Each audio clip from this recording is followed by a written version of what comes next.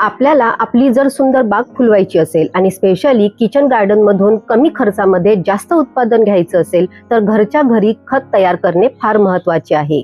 बऱ्याच जणांची kitchen compost घरी तयार करण्याची फार इच्छा असते, परंतु त्याच्यासोबत काही प्रॉब्लेम सुद्धा येत असतात. हे खत तयार होताना त्यामधून येणारा दुर्गंध किंवा मग पांढऱ्या अळ्या लागणे, किडे, मुंग्या, माशा या सगळ्यांचे चॅलेंजेस घरच्या घरी कंपोस्ट बनवताना नेहमीच येत असतात.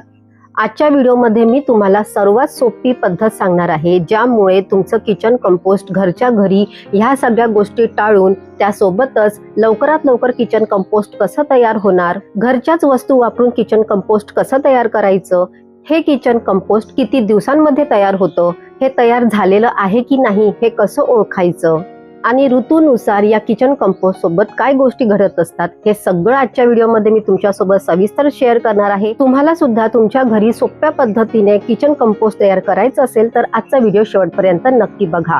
तुम्ही जर चॅनलवर नवीन असाल तर नमस्कार, मी अमृता धवने या मराठी गार्डनिंग चॅनलमध्ये तुमचं खूप खूप स्वागत. सर्वात आधी आपल्याला कोणत्या कोणत्या वस्तू लागणार आहे हे मी आधी सांगून देते. किचन कंपोस्ट बनवण्यासाठी आपल्याला एखादं कंटेनर लागणार आहे. या ठिकाणी मी जुना माठ वापरला. या माठाला मी सगळीकडे असे व्यवस्थित छिद्र करून घेतलेले आहेत. त्यानंतर घरून निघणारा ओला कचरा, त्यासोबतच माती लागणार आहे. आपल्याला काही ड्राय मॅटर लागणार आहे. ड्राय मॅटर मध्ये तुम्ही सुकलेल्या पानांचा वापर करू शकता किंवा मग न्यूजपेपरचा वापर करू शकता. आज मी तुम्हाला न्यूजपेपरचा वापर कसा करायचा हे दाखवते. आणि आपला सगळा कचरा हा लवकरात लवकर कुजावा म्हणून ताक लागणार आहे. तर हे ताक सुद्धा मी इथे घेतलेलं आहे. कंपोस्ट घरी व्यवस्थित बनवायचं असेल तर त्याच्यासाठी प्रमाण हे खूप जास्त महत्त्वाचं आहे. प्रमाण काय असलं पाहिजे हे आता मी तुम्हाला पुढे सांगणारच आहे. प्रमाण जर अगदी व्यवस्थित ठेवलं तर आपल्याला जे अळ्या, किडे लागण्याचं, मुंग्या लागण्याचा जो प्रॉब्लेम आहे तो अजिबात येत नाही आणि लवकरात लवकर आपलं किचन कंपोस्ट तयार होत असतं. तुम्ही कोणतंही कंटेनर किचन कंपोस्टसाठी वापरू शकता. तुमच्याकडे जर जुना माठ नसेल तर त्या ठिकाणी आपली जी पेंटची बकेट असते, पेंटची बकेट वापरू शकता. माझ्याकडे किचन कंपोस्ट मोठ्या प्रमाणावर बनवलं जातं तर मी मोठ्या निळ्या रंगाच्या ड्रममध्ये ते बनवत असते. तुमच्याकडे काहीही नसेल तर साध्या आपल्या मातीच्या कुंडीमध्ये किंवा प्लास्टिकच्या कुंडीमध्ये सुद्धा तुम्ही किचन कंपोस्ट घरी तयार करू शकता. असा जुना माठ किंवा मग मातीची जी कुंडी आहे ही किचन कंपोस्ट बनवण्यासाठी उत्तम आहे.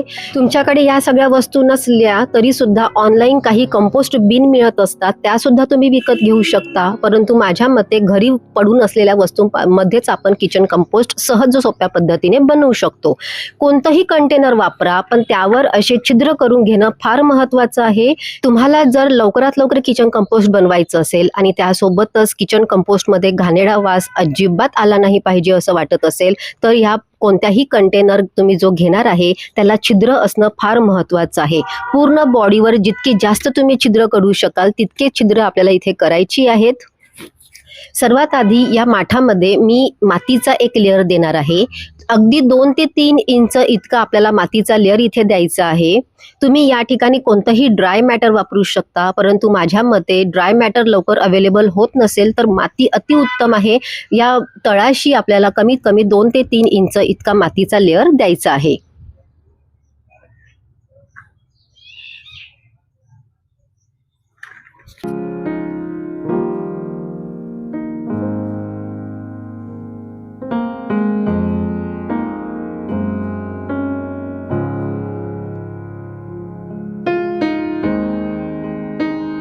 दोन ते 3 इंच मातीचा लेअर दिल्यानंतर त्यामध्ये आता आपल्याला कोणताही ड्राय मॅटर टाकायचा आहे. तर या ठिकाणी तुम्ही सुकलेल्या पानांचा वापर करू शकता. मी आज तुम्हाला न्यूजपेपरचा वापर दाखवते.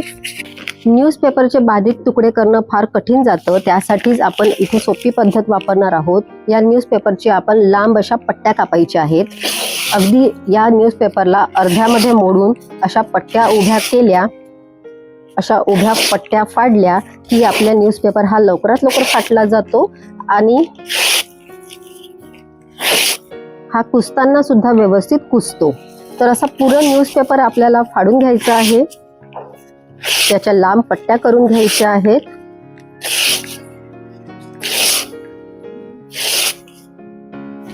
आणि अशा लांब पट्ट्यांचा आपल्याला खाली एक लेअर तयार करायचा आहे. सुकलेली पानं बऱ्याचदा अवेलेबल होत नाही किंवा मग तुमच्याकडे जर कोकोपीट असेल तर कोकोपीटचा तुम्ही वापर करू शकता. कोकोपीट तुमच्याकडे नसेल तर सरळ सगळ्यांकडे सहज सोप्या पद्धतीने सापडणारा म्हणजे न्यूजपेपर आहे. न्यूजपेपरचा वापर आपण किचन कंपोस्ट बनवण्यासाठी आरामात करू शकतो. जर तुमचं किचन कंपोस्ट तुम्हाला लवकरात लवकर तयार करून पाहिजे असेल तर त्यासाठी ओल्या कचऱ्याचे बारीक तुकडे करणं फार महत्त्वाचं आहे. अगदी तुमच्याकडे मी इथे मुद्दामूनच अंड्याची टरफलं घेतलेली आहेत. ही अंड्याची टरफलं आपल्याला अगदी कुस्करून वापरायची आहेत. अंड्यांची टरफलं तसे पण लवकर विघटन होत नाही, त्यामुळे जितकं बारीक करता येईल, जितकं कुस्करता येईल तितकं त्याला कुस्करून आपल्याला घ्यायचं आहे. त्यासोबतच आपल्या घरून निघणारी जी चहा पावडर आहे ती मी घेतलेली आहे. यापेक्षा पण बारीक तुम्हाला जर भाज्यांचे तुकडे करता येत असेल तर तितके तुम्ही बारीक तुकडे करून घ्या.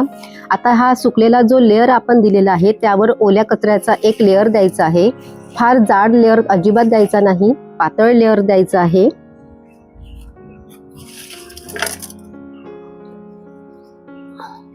ओल्या कचऱ्याचा एक लेअर दिल्यानंतर आता ड्राय मॅटरचा एक लेअर आपल्याला देणं अतिशय महत्त्वाचं आहे.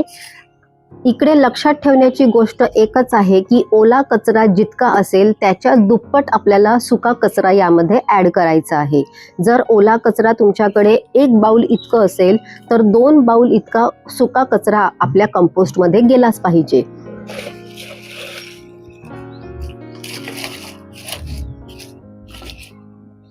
एक बाउल इतका हा सुका कचरा आणि त्यासोबतच अजून 1 बाउल इतका सुका कचरा आपल्याला यामध्ये टाकायचा आहे. तुम्ही अगदी मिक्स पद्धतही वापरू शकता. सुकलेल्या पानांचा लेअर, त्याच्यानंतर जे तुमच्याकडे अवेलेबल असेल न्यूजपेपर तुम्ही टाकू शकता. तिसरी सर्वात महत्त्वाची गोष्ट म्हणजे या कचऱ्याचं लवकरात लवकर खतामध्ये रूपांतर व्हावं, त्यासाठी सर्वात महत्त्वाचं आहे ताकाचं पाणी. तर जेव्हा आपण ही ओला कचरा आणि दुप्पट सुक्या कचऱ्याची लेअर देऊ त्यावर आपल्याला हे ताकाचं जे पाणी आहे हे थोडंसं शिंपडायचं आहे.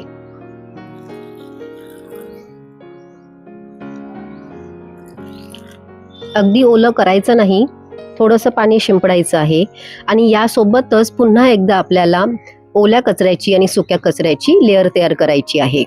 7 दिवसातून एकदा हा सगळा कचरा खालीवर करणं फार महत्त्वाचं आहे. जेव्हा आपण असा कचरा खालीवर करतो तेव्हा ह्या कचऱ्यामध्ये ऑक्सिजन मिक्स होतो आणि त्यासोबतच दुर्गंधी येण्याचा जो सर्वात मोठा प्रॉब्लेम आहे तो येत नाही. मी 4-5 दिवसातून एकदा हा सगळा कचरा व्यवस्थित खालीवर करत असते. त्यासोबतच तुम्हाला जसा वेळ मिळेल अगदी 7 दिवसातून एकदा, 10 दिवसातून एकदा हा कचरा मिक्स होणे अत्यंत महत्त्वाचं आहे.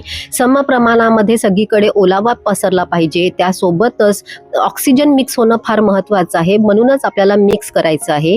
बऱ्याच जणांना हा प्रॉब्लेम येतो की आपण कचरा बनवताना दुर्गंधी फार जास्त सुटते, तर त्याचं सर्वात महत्त्वाचं कारण म्हणजे की कचरा मिक्स न करणे.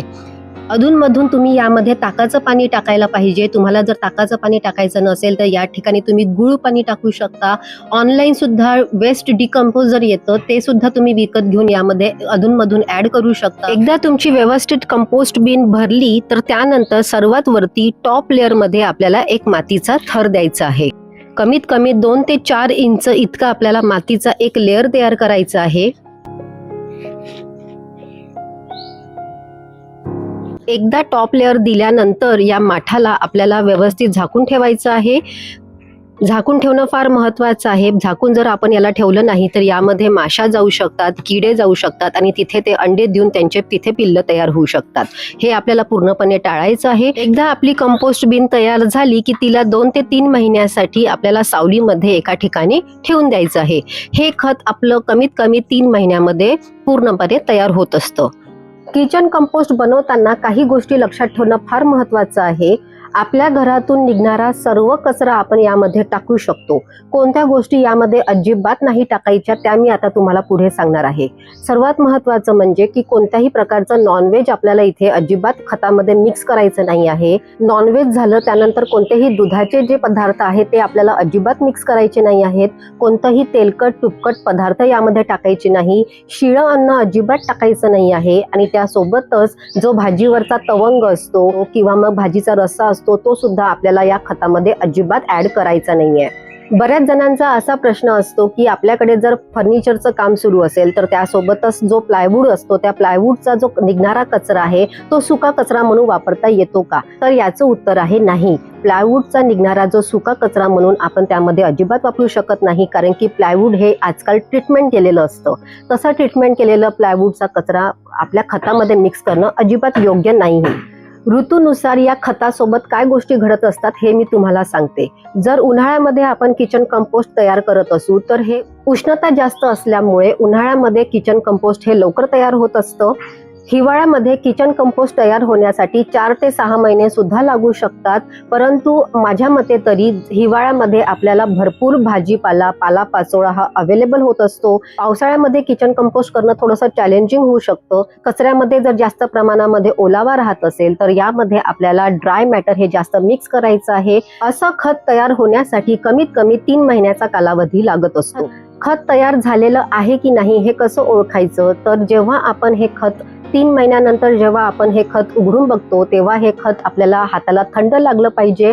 त्या बिनमध्ये जेव्हा आपण हात टाकतो तेव्हा हे खत आपल्याला थंड लागत असेल तर समजायचं की हे आपलं खत व्यवस्थित तयार झालेलं आहे. जर ओल्या कचऱ्याचे मोठे तुकडे आपण खतामध्ये टाकलेले असतील तर ते विघटन होण्यासाठी जास्त वेळ लागतो. कधी कधी तयार झालेलं खतामध्ये सुद्धा आपल्याला मोठे चंक्स दिसत असतात, जसे आंब्याची कोय झाली किंवा मग काही फळांच्या बिया असतात, त्यांचं विघटन झालेलं नसतं. परंतु जर आपल्याला हे किचन कंपोस्ट हाताला थंड लागत असेल तर याचा अर्थ ते किचन कंपोस्ट पूर्णपणे तयार झालेलं आहे. अशा फळांच्या ज्या मोठ्या बिया निघालेल्या असतात किंवा कधी काड्या वगैरे असतात ज्यांचं विघटन झालेलं नसतं, त्या काड्यांचा आपण पुनर्वापर खतामध्ये करू शकतो. तसं करायचं नसेल तर मोठ्या कुंड्या भरण्यासाठी हे जे मोठे चंक्स निघतात ते तुम्ही मोठ्या कुंड्या भरण्यासाठी अगदी सहज पद्धतीने वापरू शकता. किचन कंपोस्ट तयार झाल्यानंतर याला स्टोअर कसं करायचं? किचन कंपोस्ट तयार झाल्यानंतर याला 1-2 दिवस सावलीमध्ये व्यवस्थित सुकू द्यायचं आहे. त्यामध्ये जे काही अळ्या वगैरे असतात, बारीक किडे असतात, जे आपलं किचन कंपोस्ट बनवण्यासाठी मदत करणारे असतात, हे निघून जाण्यासाठी आपल्याला त्याला 2 ते 3 दिवस सावलीमध्ये व्यवस्थित पसरवून ठेवायचं आहे. त्यानंतर आपल्याला त्याला एखाद्या हवाबंद डब्यामध्ये स्टोअर करून सावलीमध्ये ठेवायचं आहे. उन्हामध्ये अजिबात या खताला ठेवू नका. तुमची कंपोस्ट बिन ही तुम्हाला हात लावल्यानंतर थंड वाटत असेल किंवा किचन कंपोस्ट खालीवर करताना त्यामधून सुंदर मातीचा तुम्हाला जर सुगंध येत असेल तर समजायचं की आपलं किचन कंपोस्ट अगदी सुंदर पद्धतीने तयार झालेलं आहे. बरेच जण कंपोस्ट हे चाळून घेत असतात. मी असंच हे कंपोस्ट वापरत असते. मी एक उदाहरण नेहमी लक्षात ठेवत असते. जसं आपण घरी जेव्हा कणिक मळत असतो, जर जास्त ओलं कणिक झालं तर त्यामध्ये आपण सुकं पीठ मिक्स करत असतो आणि जर आपलं कणिक जास्त घट्ट झालं तर त्यामध्ये आपण ओलावा मिक्स करत असतो. अगदी त्याचप्रमाणे किचन कंपोस्टमध्ये जर ओलावा जास्त झाला असेल तर त्याच्यामध्ये ड्राय मॅटर मिक्स करा. जसं उन्हाळ्यामध्ये कचरा जास्त लवकर सुकत असतो तर तशा वेळेस तुम्ही त्यामध्ये ताकाचं किंवा गुळाचं किंवा साधं पाणी किंवा तुमच्याकडे जीवामृत असेल तर जीवामृत डायल्यूट करून तुम्ही त्यामध्ये ओलावा मेंटेन करा. तुमचं खत घरच्या घरी सुंदर पद्धतीने आणि लवकरात लवकर तयार होणार. जितके जास्त तुम्ही तुमच्या आहारामध्ये विविधता ठेवाल तितकं परिपूर्ण तुमचं किचन कंपोस्ट तयार होणार आहे. आय होप आजचा व्हिडिओ तुमच्या उपयोगी पडेल. व्हिडिओ आवडला असेल तर व्हिडिओला लाईक करायला अजिबात विसरू नका. किचन कंपोस्ट बद्दलचे तुमचे काही डाऊट्स असतील तर ते मला कमेंट्समध्ये नक्की विचारा. मी सगळ्या प्रश्नांची उत्तरं देत असते. असे बरेचसे नवीन व्हिडिओज घेऊन मी तुमच्या भेटीला येणारच आहे. त्यामुळे अजूनही चॅनलला सबस्क्राईब केलं नसेल तर ते आवर्जून करा. पुन्हा भेटूया पुढच्या बुधवारी संध्याकाळी 7 वाजता एका माहितीपूर्ण व्हिडिओ सोबत. तोपर्यंत स्वतःची काळजी घ्या, झाडांची काळजी घ्या. नमस्कार.